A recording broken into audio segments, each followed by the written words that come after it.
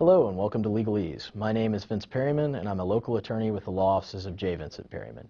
Each month, Legalese focuses on a wide range of legal issues and topics. Today's show covers family law. With us now is Bill Jones of the Jones Law Firm. Bill, thanks for being with us today. Appreciate you having me on. We always hear people talk about family law, and I think it always leaves a question with me. What all does family law entail? Family law is going to cover a broad topic. It can mean juvenile court. It can mean modifying a parenting plan or visitation time, child support. But generally, when people say family law, what they're thinking about is going to be divorce law. We just try and make it sound friendlier by using the term family law with it. That's the broad view of what it's going to be. So when you're looking at, nobody wants a marriage to break up or anything, but what are sort of the processes in deciding on those decisions and finding an appropriate legal advisor to help you with your divorce? Well, the first thing that you're going to want to do when a client comes in is really question them right off the bat. Is this something that you really want to do? Because once the attorneys get involved, it's a lot harder to patch it up and to go back to normal. So the first thing you want to do is make sure that they really want to be in your office. They probably don't want to be. But if you can do anything to help them save it, then you need to show them the right counselors or the right people to talk to. Once that they've made a decision that, yes, divorce is where they want to go, then you're going to need to talk to them about what their choices are. And the easiest path to take is going to be an irreconcilable differences divorce. That's what generally is referred to as a uncontested divorce. It just means that you agree that you can't agree. It's the easiest path to go down to end the marriage or to dissolve it. What we do is we basically sit the parties down and have them agree on this is how we're going to separate our stuff, our belongings. The wife will get this, the husband will get this. Well, a lot of people don't think about is that it's not just items that we have to separate. We also have to separate debt. So that's the next step in the process. Who's going to pay the Discover Card bill? Who's going to pay the American Express bill? What are we going to do about the taxes? Certainly in this market, the next thing we've got to consider is, what about the home? A lot of homes right now are underwater, so it may be something where we're going to put it for sale, but it might not sell right away. So these are some issues that we're having to deal with right now. But if the two parties can agree on all of those items, we have them sign a document called a marital dissolution agreement. And what that is it's just what it sounds like. It's an agreement that dissolves their marriage. It's a contract. And if they'll sign that, then if they've just got to wait 60 days. And at that point, we'll go to court, we'll sit them down, and we'll ask just one of them, the plaintiff, the moving party, some very easy questions. And after that, the marriage will be dissolved. If they have children, it's a longer waiting period of 90 days.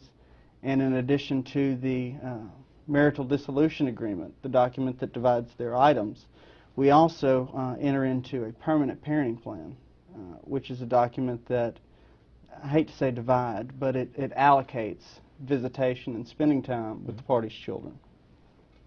So, and with the parenting plan, I guess, on an irreconcilable differences divorce, I mean, how detailed does that get into? It's fairly detailed. What parties need to understand is that if you've got a 2-year-old child, no matter how good your attorney is, no plan that you make today is going to be good in 18 years or in 16 years when that child's 18. But we're going to give it our best shot to make it something that both parties can agree on.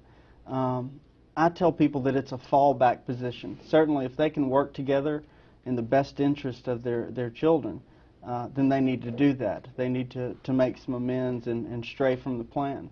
The plan is their fallback, where if they agree that they can agree on something, then they need something concrete to go back and look at. And that's what the parenting plan does. It'll spell out where that child will be on Christmas Eve in 2020.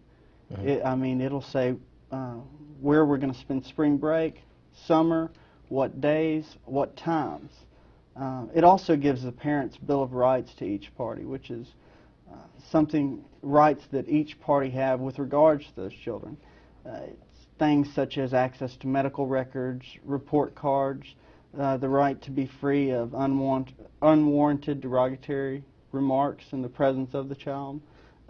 It's just basically a guidebook on this is how we've agreed together that we're going to raise these children apart. So I guess child support is always a big issue. Is that part of the parenting plan or is that part of the MDA? Child support is attached to the parenting plan. It's a worksheet, and it used to be that you would just set it, depending upon the number of children you have, it would be set at a certain level, a certain percentage of your income.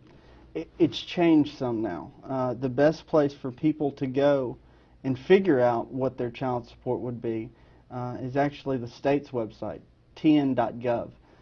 If you go there and you can navigate through the links to find an actual child support calculator. Most of the divorce practitioners in town also have it on their websites where you can link to it. It's basically just a formula, and there's no fudging the numbers like we used to try and do. There's no saying you and I will agree on $500 a month and that's it. It's an item now where we put in mom's income, we put in dad's income, then we look at our parenting plan and we count up the number of days in a year. We say, okay, dad gets this many days a year and mom gets this many days a year. We then plug those numbers in. And what it's going to do then is say, okay, if mom and dad were living together, their combined household income would be X amount of dollars. And dad would be bringing in 80% of that, and mom would be bringing in 20% of that. And from there, we're then going to give them a credit or a deficiency for the number of days that they spend. If they spend more days, they get more of a credit. Less days, less of a credit. Once we plug all those figures in, the calculator is going to show us a number.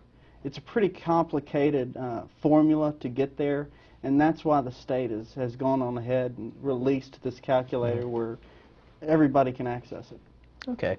When we return, we'll continue our discussion about family law. Please stay with us.